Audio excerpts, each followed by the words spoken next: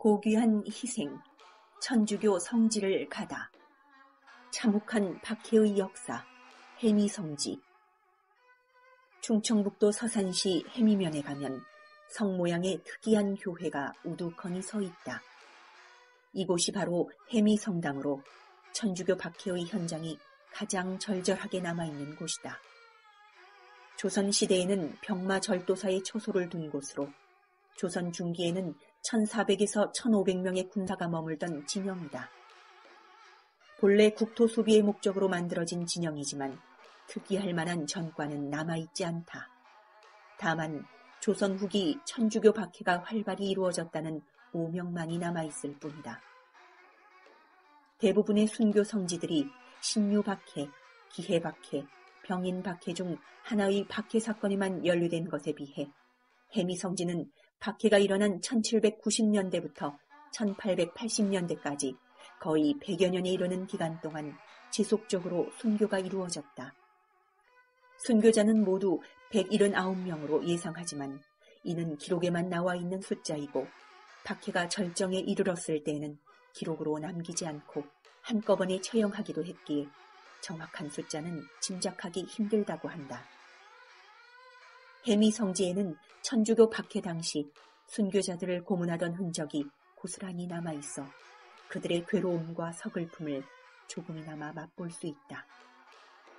먼저 눈에 띄는 것은 성지 한켠에 자리하고 있는 호야나무. 이 나무는 천주교 박해 때 고문대로 쓰이던 것으로 나무 위에 순교자들의 머리채를 묶어 매달아 놓고 고문을 했다고 한다. 지금도 그 흔적이 가지에 그대로 남아있어 섬뜩한 느낌을 준다. 박해 초기에는 진영에 있는 감옥과 호야나무에서 고문을 하고 진영 서문으로 끌어내어 한 명씩 참수, 교수, 몰매직류 등으로 죽였다고 한다. 그러다가 박해가 심해지고 잡혀오는 순례자들이 많아지자 진영에서는 사람들을 한꺼번에 죽이는 끔찍한 방법들을 생각해낸다. 그중 가장 잔인한 것이 자리개질로 돌다리 위에 죄수의 팔다리를 잡고 늘어서 맺히는 처형법이다. 여러 명을 눕혀놓고 돌기둥을 떨어뜨려 한꺼번에 죽이기도 했다. 혹시라도 거기서 살아남은 이가 있으면 횃불로 눈알을 찢어 죽였다. 해미성지에는 순례자들을 눕혀놓고 죽였던 자리개돌이 아직도 남아있다. 또 하나의 방법은 바로 생매장이다. 자리개질로도 시간이 모자랄 만큼 순례자들이 많아지자 진영에서는 사람들을 모아놓고 그대로 생매장해버리는 믿지 못할 방법을 생각해낸다. 그들은 해미천에 큰 구덩이를 파고 사람들을 밀어넣은 다음 흙과 자갈로 끌어 묻어버리는 방식으로 교인들을 죽였다. 죽어가던 교인들은 큰 소리로 예수 마리아를 부르며 기도했고 이들의 기도 소리를 여수머리로 알아들은 주민들은 교인들이 죽어간 곳을 여숫골이라고 불렀다. 이 여숫골 한켠에는 자그마한 웅덩이가 있다. 진둔벙이인데 여기에도 박해의 역사가 남아있다. 생매장형을 집행하면서 사령들은 또 하나의 방법을 생각해냈다. 개울 한가운데에 있는 둔벙에 교인들을 꽁꽁 묶어 물속에 빠뜨리는 것이었다. 이 형벌이 시행되었던 곳이 진둔벙이로 처음에는 천주교 죄수들이 죽은 곳이라고 하여 죄인 둔벙이라 불렸다고 한다.